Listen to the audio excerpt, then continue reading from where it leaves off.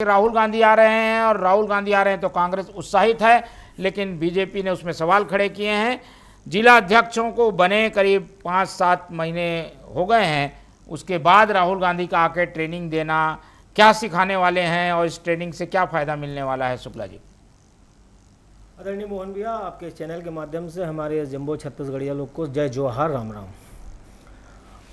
देखिए मोहन जी, कांग्रेस पार्टी में एक लोकतांत्रिक प्रक्रिया है। उस लोकतांत्रिक प्रक्रिया के तहत हमारा ये मानना है कि इंसान के सीखने की, पढ़ने की कभी कोई आयु सीमा नहीं होती। हर वक्त उसको पढ़ना पड़ता है, हर वक्त उसको अपडेट रहना पड़ता है। इसलिए इसी तारतम्य में आने वाले समय में किस प्रकार से छत्तीसगढ़ में कांग्रेस पार्टी की किस प्रकार से विचारधारा आगे बढ़ाएंगे, किस प्रकार से किसानों के मुद्दे पर लड़ाई लड़ना है, किस प्रकार से छात्रों के मुद्दे पर लड़ाई लड़ना है, किस प्रकार से बिजली के मुद्दे पर लड़ाई लड़ना है, किस प्रकार से महंगाई के मुद्दे पर लड़ाई लड़ना है, सत्ता पक्ष में बैठे सरकारी लोगों से, सरकार के मंत्रियों से, सरकार के विधायकों से किस प्रकार से जनहित के काम करवाना है, इसकी लड़ाई किस प्रकार से लड़ना है, इसके लिए प्रशिक्षण शिविर आयोजित है, जिसमें विशेष तौर पर हमारे नेता प्रतिपक्ष, देश के नेता प्रतिपक्ष आदरणीय राहुल गांधी जी आ रहे हैं। लेकिन इस बात से मैं बहुत ज़्यादा दुखी भी हूं और इस बात पे छत्तीसगढ़ के विद्वान भी चिंतित हैं कि किस प्रकार की भाषा का उपयोग अपनी मर्यादा को लांघ करके भारतीय जनता पार्टी के नेता कर रहे हैं।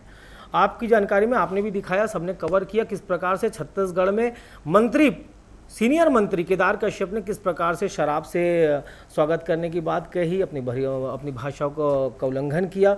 उसी प्रकार से अभी मैं देख रहा था आपके चैनल के माध्यम से कि रायपुर उत्तर के विधायक पुरंदर मिश्रा जी किस प्रकार से अमर्यादित भाषा का प्रयोग कर रहे हैं।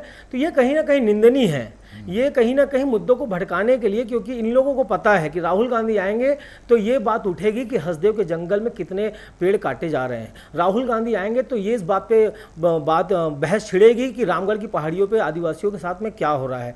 राहुल गांधी आएंगे तो किस प्रकार से बात चलेगी किसानों के साथ में किस प्रकार का दुर्व्यवहार छत्तीसगढ़ की सरकार कर रही है। राहुल गांधी आएंगे तो इस बात पे भी चर्चा होगी किस प्रकार से बिजली के दरों को बार बार बढ़ाया जा रहा है और निजी लोगों को यहाँ पे फायदा पहुंचाया जा रहा है। तो इन सारे मुद्दों पर डाइवर्जन करने के लिए, इन मुद्दों पर जनता का फोकस ना रहे, मीडिया का फोकस ना रहे, इस प्रकार से उल जुलूल बयान दे करके ये लोग मीडिया डाइवर्जन करते हैं मुद्दों का। ठीक है, तो ये आपके ट्रेनिंग की बात हो गई, लेकिन बीजेपी के यहाँ भी ट्रेनिंग हो रही है मंत्रियों की, उस पर आप लोग सवाल उठा रहे हैं, उस पर क्या? वो तो इंटरनल मामला है, ट्रेनिंग ले रहे हैं उन लोग भी। देखिए मोहन जी, ये पहली बार सरकार के मंत्री ट्रेनिंग नहीं लेने जा रहे हैं। सरकार के मंत्री इसके पहले 2024 में मई में इनका ट्रेनिंग सेशन हुआ, चिंतन शिविर हुआ। उसके बाद 2025 में जून के महीने में भी ट्रेनिंग हुआ। ये दो चिंतन शिविर के बाद में आपने जनता को इसका परिणाम दिया क्या? केवल आपकी वो जो ट्रेनिंग है 2 बार आप इसके पहले कर चुके, विधायक मंत्री सरकार में मुख्यमंत्री तक भी, उसका परिणाम शून्य आया। आपने दो चिंतन शिविर करे और उसके बाद 5 बार आपने बिजली की दरें बढ़ा दी। 2 चिंतन शिविर किए और उसके बाद आज तक आपने कहा था, आपके घोषणा पत्र में था कि 1 लाख सरकारी नौकरी देंगे, आज तक नहीं दे पाए। आपके 3 साल 2.5 साल की सरकार बीत गई। आपने 2 चिंतन शिविर किए, आज दिनांक तक आप 30,000 शिक्षकों की भर्ती नहीं कर पाए। आपने 2 ट्रेनिंग प्रोग्राम किए, आपने 2 चिंतन शिविर किए, आपके घोषणा पत्र में था कि 500 रुपए में सिलेंडर देंगे। आज आप देख लीजिए सिलेंडर का रेट क्या है। 500 में सिलेंडर देने की बात कहे तो 500 में सिलेंडर नहीं मिल रहा है।